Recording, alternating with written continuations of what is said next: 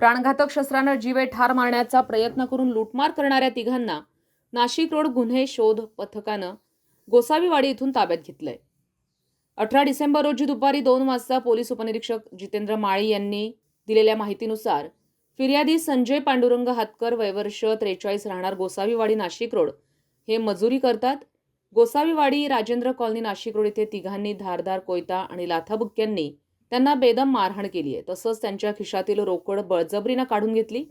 या प्रकरणी Nashik road police ठाण्यात गुन्हा दाखल करण्यात आला होता। त्याच अनुषंगानं सीसीटीव्ही कॅमेऱ्याच्या आधारे पोलीस हवालदार विशाल पाटील आणि पोलीस हवालदार विजय टेमगर यांच्या पथकानं करण राजेंद्र सोनटक्के, निखिल उर्फ आकाश राजेंद्र घोडेराव, सुमित श्याम भाटिया यांना मोठ्या शिताफीनं गोसावीवाडी इथून ताब्यात घेतलंय।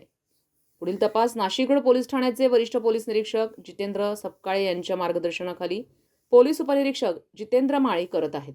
संविधान news Nashik. Nashik road police स्टेशनकडील गुन्हा रजिस्टर नंबर 616/2025 भारतीय न्याय संहिता कलम 311, 315, 2, 351, 2 352, 3 प्रमाणे सशस्त्र अधिनियम 425, महाराष्ट्र पोलीस अधिनियम 135 प्रमाणे सदरचा गुन्हा 9/12/2025 रोजी दाखल होता।